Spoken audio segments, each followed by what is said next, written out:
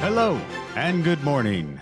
This is Lee Perry. I am the Pirate Therapist, and I am here to welcome you to this beautiful day, the second day of November. It has been a fantastic day so far, although it is somewhat early in the morning. We had daylight savings time last night, which I think is one of the dumbest things ever.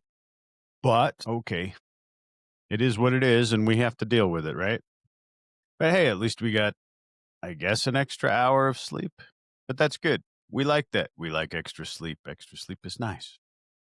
Anyway, welcome to this week's episode of The Pirate Therapist. I had a friend ask me earlier this week about why perhaps we want to go back to someone even though we broke up with them for a good reason. And it tickled my brain a little, made me think. And so I thought that might be a good discussion to have here on this podcast. Why we struggle and want to go back to someone perhaps that we broke up with for reasons that we felt were legitimate. So let's talk about that for a second. Have you ever known someone that wasn't good for you, but you couldn't let them go? Even if you did, you tell yourself it's over, but the part of you still wants to check the phone to see if they texted or still replays the memories and asks yourself, what if? And you start to ask yourself, why is it so hard to walk away from something that hurt, something that I knew wasn't good for me? In this episode, we're going to explore that question, why we hold on, what keeps us stuck, and how we can finally begin to heal. Because letting go isn't about losing someone, it's about finding yourself again. So take a deep breath, get comfortable, and let's talk about the quiet, complicated, and potentially beautiful process of learning to let go and choosing yourself instead. The bond doesn't break easily. When we care about someone, our connection isn't just emotional, it's chemical, it's physical, it's neurological. Our brains are wired for attachment. We are a social creature. We are not meant to be alone. We need friends, we need companions, partners, we need society, we need communities. And it's one of the ways we survive and make meaning in the world. Every time you laugh with someone, every time they comfort you, or even when you think about them fondly, your brain releases chemicals like dopamine, which give you that warm, this feels good sensation, and oxytocin, which is a hormone that helps us bond. These chemicals create a real, tangible pattern in our brain. Over time, you begin to associate that person with safety, comfort, and happiness, even if they sometimes cause pain.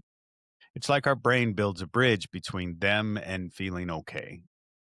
So when the relationship turns toxic or ends, it's not as simple as just move on. Your brain doesn't yet understand that the source of comfort has become a source of pain. It's confused. It's still looking for those same hits of connection, a dopamine rush, the reassurance, the emotional stability that you once felt. That's why we can feel like it's withdrawal, because in a way it is. You're not addicted to the person, but you are addicted to how your body felt when you were close to them. Even when your logical mind says, I know this isn't good for me, your emotional brain says, but I miss the feeling of being safe. You'll find that your emotional brain and your logical brain often disagree. They don't always play nice together. It's like the two parts of you are arguing, the wise, rational part that sees clearly, and the tender, scared part that just wants that familiar comfort back. And that's important to understand. You're not weak for feeling pulled towards someone who hurt you. You're experiencing a natural response to a deep bond that your brain hasn't had time to rewire yet. But there's hope. It's real hope. The same neural pathways that were built through love and attachment, they can be rebuilt through healing and self-love. With time, your brain learns new patterns. It starts to associate peace, not chaos, with comfort. Safety starts coming from within you again and not from someone else's presence or approval. So if you're in that space right now and you're missing someone you know you shouldn't go back to, please remember your heart isn't betraying you. It's just trying to catch up with what your mind already knows. Give it time, give it some compassion, and know that every moment that you resist going back, you're teaching your brain a new kind of love, one that's built on your own strength and peace. When we connect deeply with someone, our brain forms a real chemical bond. Love and attachment aren't just emotions, they're biological. Your brain releases the oxytocin, the same bonding hormone that connects parents to children, and dopamine, the reward chemical that makes love feel euphoric. So when that person is gone, your brain doesn't just miss them, it craves them. It's like an emotional withdrawal. That's why logic alone doesn't help. You can know someone's bad for you and still feel drawn to them. You're not weak, you're human. Sometimes the hardest part of letting go isn't losing the person themselves, it's losing the potential, the version of them we hoped that they could become. You might catch yourself replaying moments when things felt right, when they made you laugh and when they showed you kindness, or when they promised to change. Those memories can feel so vivid, so real, that they start to outweigh the pain. But here's what's really happening: you're remembering the highlights of the connection, not the whole story. You're holding on to the hope that the good moments were the truth and the painful ones were just mistakes. And that hope, it's powerful. It's one of the most beautiful things about the human heart. It's the ability to believe in people and to see potential, to want to help others, to become their best selves. But sometimes that hope turns into a chain that keeps us stuck because we start loving the idea of who they could be more than the reality of who they are. We say things like, well, if they could just realize what they're doing, or if I love them enough, they'll change. I see something in them that no one else does. And maybe that's true. Maybe they do have a goodness and potential inside of them. But here's a hard truth: potential does not equal partnership. You can see the light in someone and still acknowledge that they aren't ready to live in it. You can love someone's best qualities and still recognize that the way they treat you isn't love. And that's what makes letting go so confusing, because you're not just saying goodbye to a person, you're saying goodbye to a version of them that you had built up in your mind, that you had created, the version that you believed they could become if only things could be different. It feels unfair, like you've invested your heart in a dream that will never come true. And in a way, you did. You gave love in hopes of growth. And that's not something to be ashamed of. That's something to be proud of, because it means you loved deeply. You believed in change. You saw beauty where others might have only seen flaws. But love isn't supposed to be about potential. It's supposed to be about reality, the here and the now. When someone repeatedly shows you that they cannot meet you there, the loving thing to do for you and for them is to stop trying to rewrite their story. Letting go doesn't mean you were wrong about their potential. It means you've realized that it's not your job to make them live up to it. And the beautiful thing is, when you stop trying to rescue someone else's growth, you free yourself to focus on your own. You stop watering soil that won't grow with you and start nurturing the garden of your own life again. So if you're struggling to let go, remember this: you didn't fail by believing in someone. You simply reached a point where you had to believe in yourself more. Sometimes we don't fall in love with someone who is. We fall in love with who we believed they could become. We remember their best moments, the laughter, the tenderness, the promises. Even when they hurt us, part of us keeps hoping the good version will come back. We hold on to the potential like it's a lifeline. But here's the truth: holding on to someone who might be keeps us from healing from who they really are. And that's one of the hardest lessons love can teach us. You know that feeling when something hurts you, but it still feels strangely safe. Even though you're going, even though you know it isn't good for you, walking away feels scarier than staying. That's what happens when the heart confuses familiarity with safety. As humans, we crave connection, but even more than that, we crave predictability. We are creatures of habit. Your brain doesn't necessarily want what's best for you, it wants what it knows.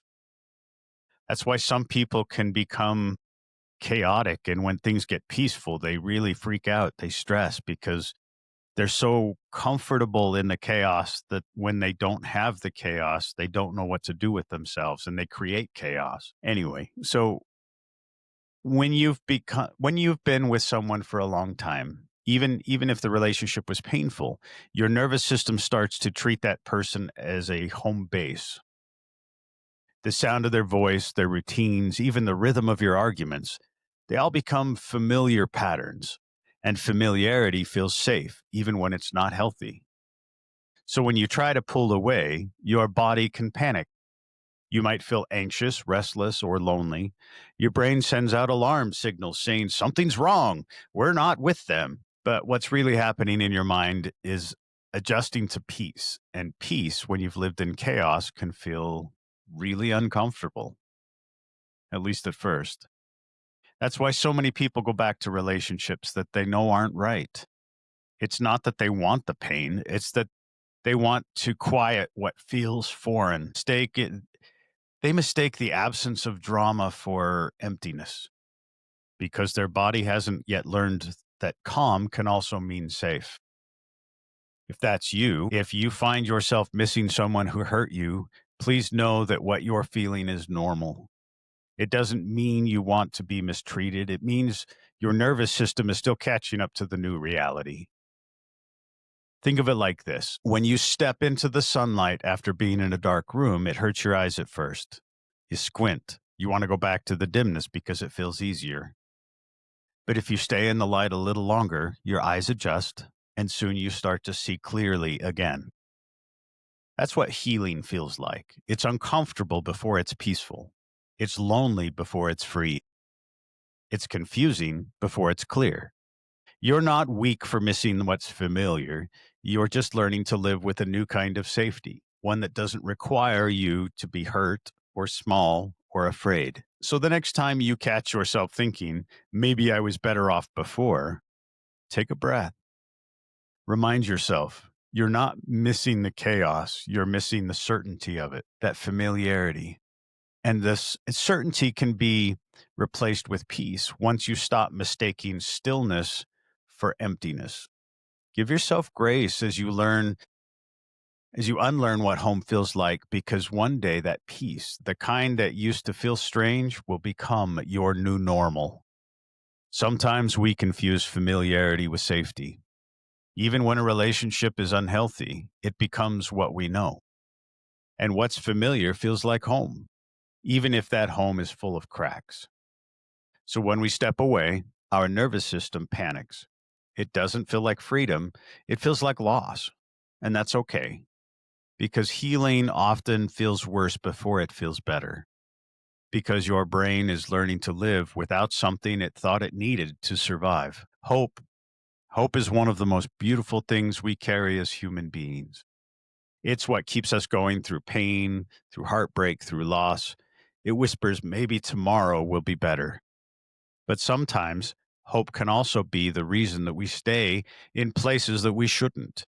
Because when it comes to love, hope doesn't always look like light. Sometimes it looks like waiting for them to see what they've done, waiting for them to change, waiting for good moments to come back and stay this time. And we tell ourselves, they didn't mean it, or they're just going through something themselves. Or if I just love them a little bit more, if I try a little bit harder, if if I can just appease them to some degree, they'll be more reasonable. Then they'll be the person that I know that they can be. That's the tricky thing about hope. It ties itself to possibility, not reality. When someone shows us kindness once, even after hurting us, our brain grabs onto it like a lifeline. It says, see, they're still in there. The person I fell in love with is not gone, and that tiny spark of goodness keeps us hooked. Psychologists call this intermittent reinforcement, when the positive moments are scattered between painful ones. It's the same pattern that makes gambling addictive. You don't win every time, but you might win next time. And that maybe is powerful enough to keep you pulling the lever. So you stay, not because you don't see the truth, but because you still believe in what could be. Let's be honest. That hope doesn't come from weakness. It comes from love. It comes from wanting to believe the best in people. It comes from your desire to see others grow, to heal, and to do better.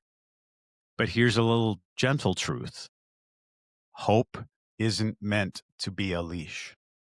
It's meant to be a light, one that helps you find your way forward too. There's a difference between hoping someone changes and pausing your life while waiting for them to. Because the more energy you spend hoping that they'll become better, the less energy you have to become yourself again. Sometimes the most loving thing you can do for both of you is to release them from your story, to stop waiting for potential and start living in reality, to stop hoping that they will change and start believing that you can heal. Letting go of hope doesn't mean you've given up on love. It means that you're making space for love that doesn't require you to suffer it. That's not bitterness, that's growth. That's what hope looks like when it matures. You can still wish them well, you can still pray they find their peace. But your heart deserves to be free, not bound by what might have been. Because the truth is, sometimes the person you were hoping would save you was really sent to teach you that you can save yourself. Hope is powerful. It's what keeps people fighting for love, even when it's one sided. You remember that one time that they changed, that one apology, that one perfect day. And you think, well, maybe if I do better, it'll be like that again. But hope, when misplaced, can become a trap because you're not really hoping for them. You're hoping for the version of them that exists, but only in your imagination. Letting go means facing the truth that some people don't want to grow, that you deserve peace more than promises. When we lose someone, even someone who wasn't good for us, it hurts. And sometimes that pain can surprise us because logically we know we're better off. We know they caused us pain, confusion, maybe even heartbreak over and over again. But still, something inside of us aches. That ache isn't always for the person. Sometimes it's for the story that we built up along with them. It's the small things, the inside jokes, the songs that suddenly feel heavier, the plans you made for next summer that will never happen. It's the vision of a future where things finally made sense, where you both healed and it all finally worked out. You're not just letting go of them, you're letting go of the life you thought you were building, that version of yourself that existed when you believed in a dream. And that's not easy. We grieve stories because they represent hope and purpose and connection. We attach meaning to them, meaning that made the chaos of life feel less random. So when the story ends, it's not just heartbreak, it's disorientation. You might find yourself asking, who am I now that they're gone?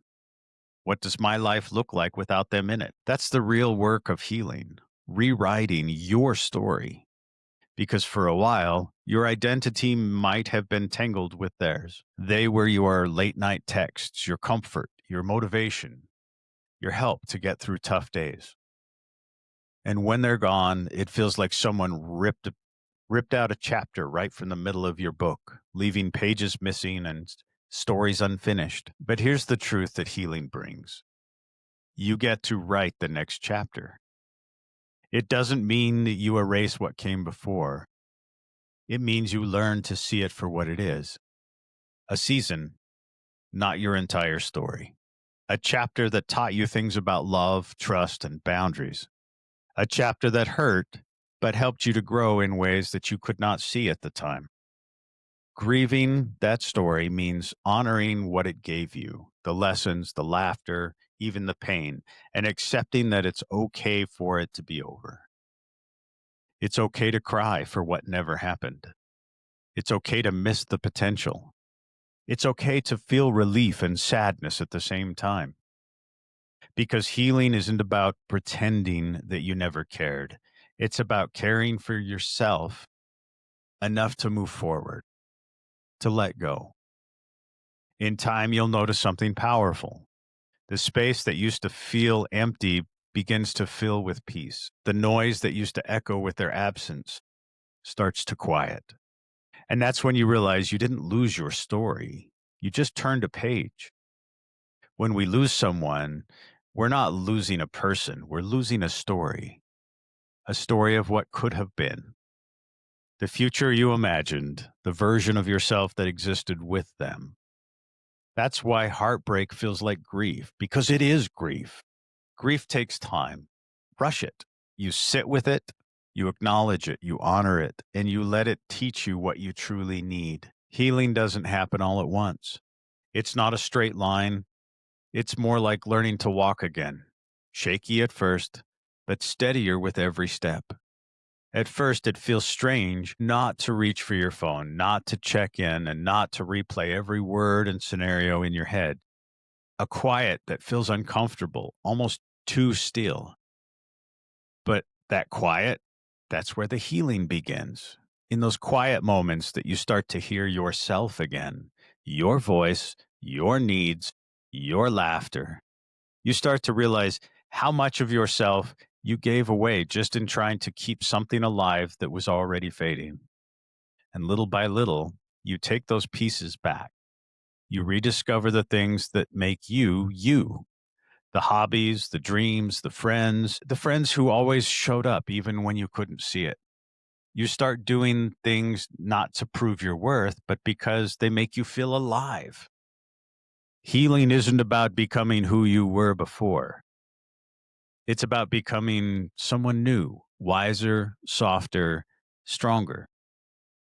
The kind of person who knows their value doesn't depend on who stays or who leaves. There's a moment in every healing journey when you realize you're not waiting for them anymore. You're not checking to see if they changed. You're just living. And that realization hits you with this quiet kind of pride. You made it through something that once felt impossible. You survived nights that felt endless. You picked yourself up from the same floor you once thought you'd never get off of. And that strength, that's all yours. It's yours now. Sometimes healing looks like dancing alone in your kitchen. Sometimes it looks like smiling at a song that used to make you cry. Sometimes it's just being able to breathe without an ache. And that's what reclaiming yourself really means. Not forgetting the past, but choosing not to live in the past. Because love, real love, healthy love, doesn't break you down to build you up again. It grows beside you, with you. It nurtures you. It makes room for who you are and who you are becoming. So if you're listening to this right now and you're still hurting, I want you to remember something. You don't have to rush this. You're not behind and you're not broken. You're healing. And every day you choose yourself, even just a little bit, you're writing the next beautiful chapter of your story. You're allowed to miss them and still move forward. You're allowed to grieve what could have been and still build what can be. Because the truth is, the love that you were hoping to find in them is waiting to grow inside of you. Eventually, you start realizing that every time you choose distance, you're teaching yourself strength. You start remembering what peace feels like. And one day, that ache fades into gratitude, not for the pain, but for what it showed you about yourself. You learn that love doesn't have to hurt to be real. And letting go isn't losing, it's making space for something healthier to grow. When I have people come into my office and they talk to me, they're perhaps going through a divorce or they had a bad breakup. They talk about how hard it is and well, how long does it take for me to get over this? Well, it takes a while because you have to rediscover who you are.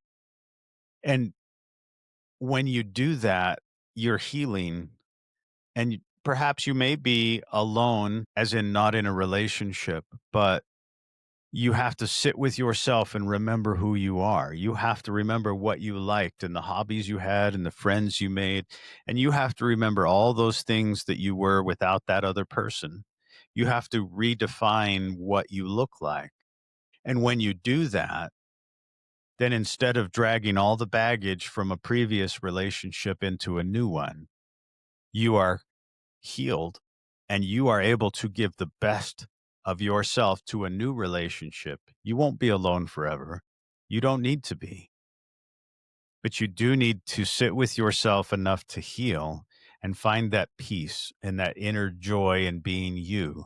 Remember who you are as an individual. Oftentimes, people forget that when they become part of a couple. They sacrifice pieces of themselves for the sake of making the relationship work. We all compromise, and that's okay. But sometimes we compromise too much, and we need to take some time after a relationship ends to heal, to remember who we are, and to find that peace in ourselves again. So, letting go of someone you love is not an act of weakness. It's one of the strongest, most loving things that you can ever do for yourself. Because when you release what is breaking you, you make room for what you can build. You can make room to build yourself up into that version of you that you want. You make space for peace, for laughter, for people who don't make you question your worth, people who see it without having to prove it. Healing takes time, and it's okay if some days you feel strong and other days you fall apart. It's what real healing looks like. It's messy, it's honest, and it's human. If your heart is still aching tonight, if you're still trying to make sense of it all, show yourself some compassion. Be gentle. You're not behind and you're not failing. You're just simply becoming. One day, you'll look back and realize that you didn't just survive the loss, you grew from it. You found yourself again. You learned that love doesn't have to hurt to be real. Please remember this. You deserve a love that feels safe, consistent, and kind. And the first person who can give you that kind of love is you. I want to thank you guys for spending the time with me today. I appreciate the time you take to listen to these. It means a lot that I can do these and I hope that it helps somebody. So thank you for spending your time with me. If this episode spoke to you, please share it with someone who perhaps needs a reminder that they're not alone, that they can heal, and that letting go is not the end of love. It's the beginning of freedom. So until next time, please take care of yourself. Take care of your heart. Remember, you are worthy of peace and joy and love that stays and is consistent.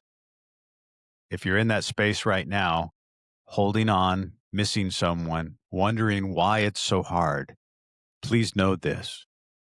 You're not broken for loving someone who couldn't love you correctly. You were simply willing to give what they weren't ready to receive. Letting go doesn't mean you stop caring. It means you start caring for yourself. You can love someone and still choose to walk away. You can miss them and still know that it's over. That's not weakness. There's a lot of strength in there. So, again, thank you for joining me this week. Please share this with anyone you feel might benefit from this.